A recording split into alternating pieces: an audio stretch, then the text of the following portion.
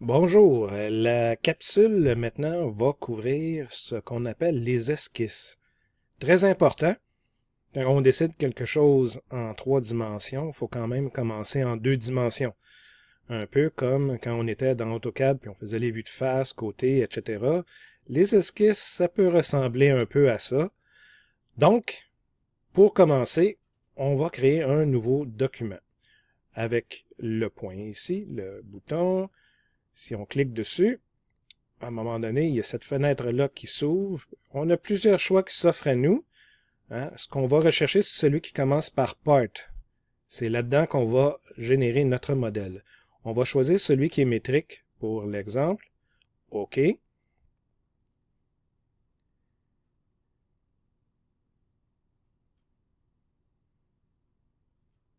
Et la fenêtre se met à jour. Il n'y a absolument rien en ce moment dans notre document. C'est pas grave.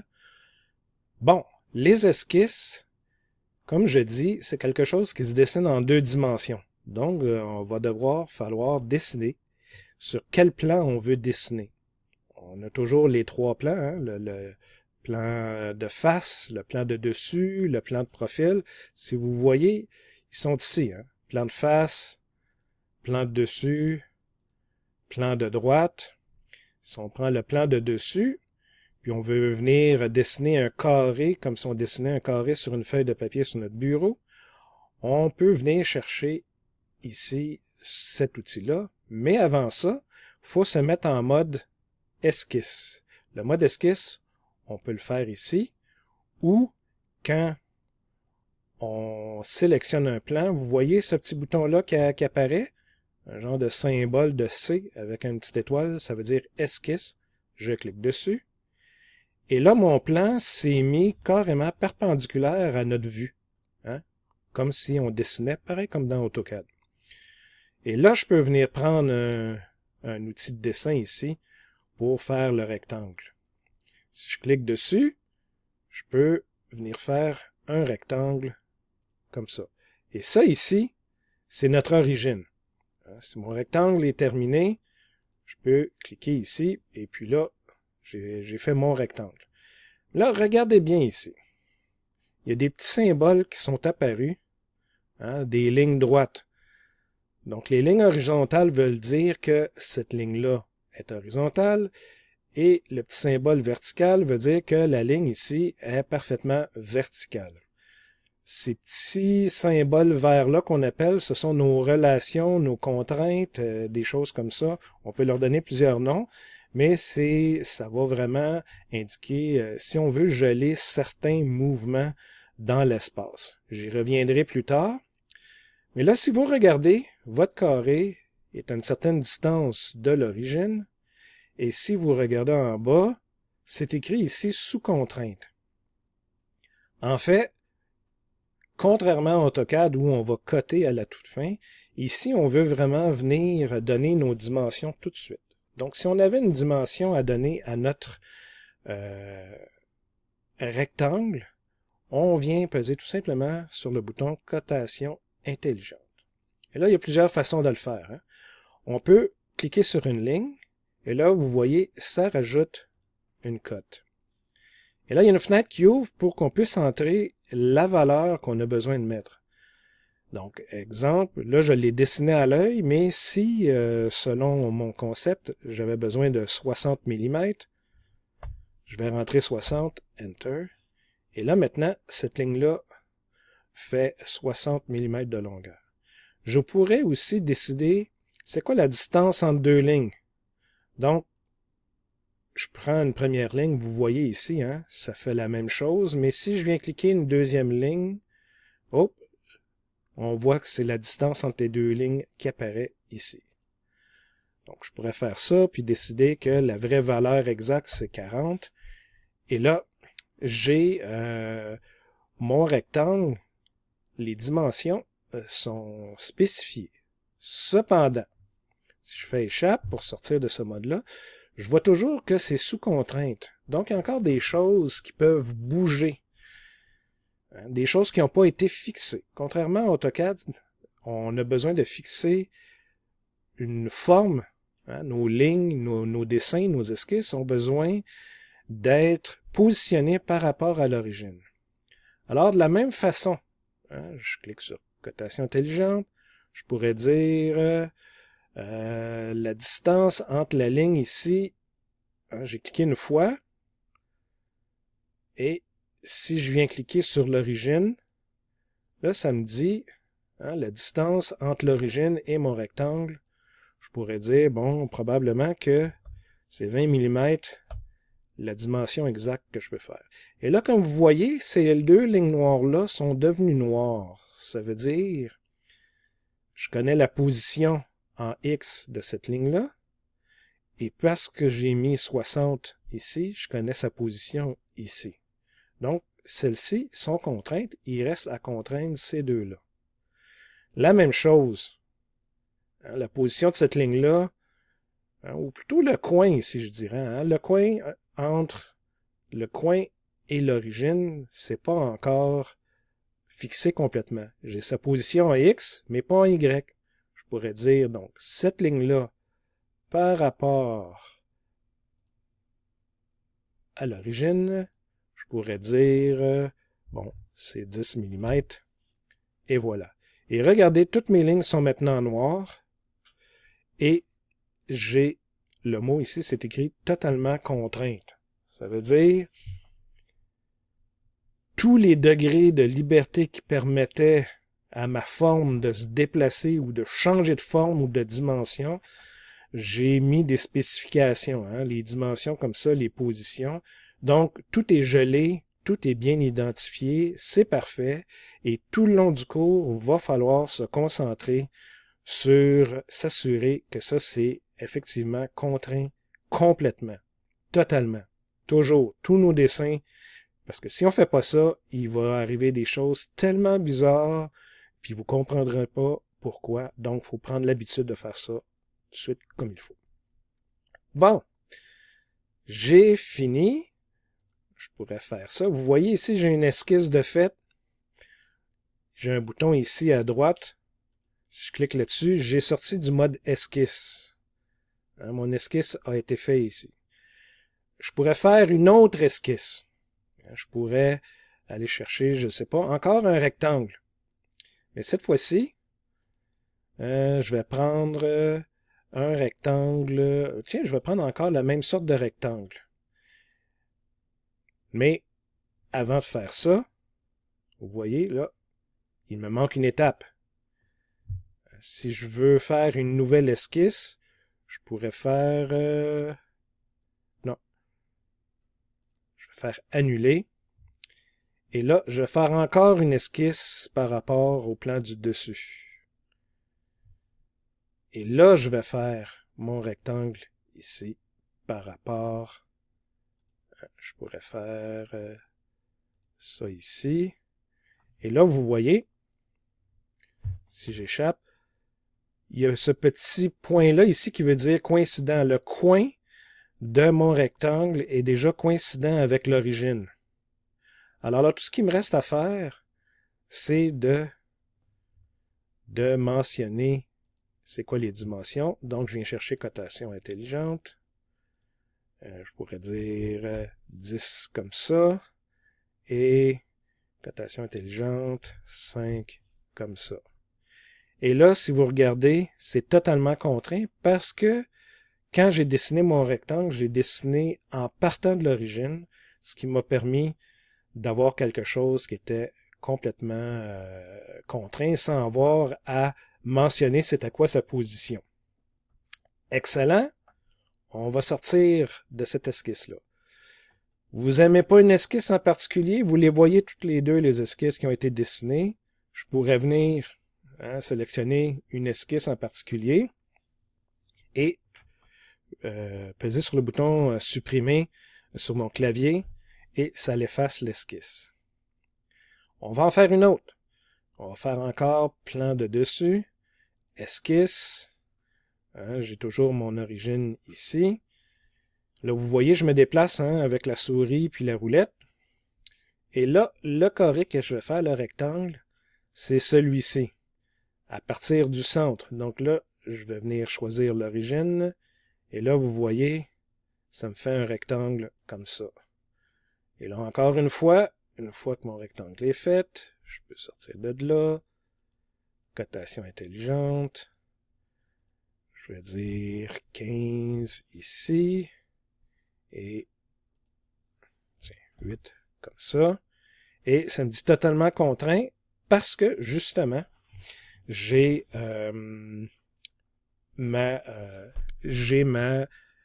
dimension de mon rectangle qui est bien définie et sa position aussi. Son centre est défini par rapport à l'origine déjà. Maintenant, il existe un problème aussi qui peut être un peu plus complexe. Je vais sortir de là. Je vais sortir de mon esquisse. Je vais effacer cette esquisse-là. Je pourrais faire aussi un clic droit de la souris dessus. Et probablement qu'il y a effacé ici. Oui, tout simplement, je viens effacer ça. Et là, je vais faire un rectangle par 3 sommets, mais avec son centre. Donc, je viens choisir... on me demande de créer un plan. Encore une fois, j'ai oublié. Il faut sélectionner le plan de dessus. Oh, là, on a enlevé notre souris. On reclique. Donc, plan de dessus. Et là, je clique sur le bouton esquisse. Parfait. Donc, je viens faire mon rectangle centre et sommet. Donc, le centre va être ici. Et là, je pourrais y donner un angle comme ça. Ici. Parfait. Mon rectangle est fait. Bon. Comment on va dimensionner ça? Encore une fois, je vais lui donner des dimensions. On va dire 20. Et cette dimension-là, hop, regardez. Indépendamment comment on place la souris, il va falloir se pratiquer avec ça. Là, vous voyez, j'ai mon centre qui est coïncident. J'ai ma largeur, ma hauteur. Tout ça a été fait, mais ça me dit que c'est encore sous contrainte. Qu'est-ce qui manque? L'angle, on ne l'a pas spécifié. Vous voyez, j'ai pas de petits symboles ici qui me disent que les lignes sont verticales ou horizontales. Qu'est-ce qu'on peut faire pour ça? Ben, on peut tout simplement cliquer sur une ligne, comme ça, et venir ajouter des relations. Vous voyez, hein, en cliquant sur la ligne, ça vient dire « Hey, regardez, c'est quoi les propriétés de la ligne? » Et je pourrais dire que la ligne que j'ai sélectionnée, je la veux horizontale.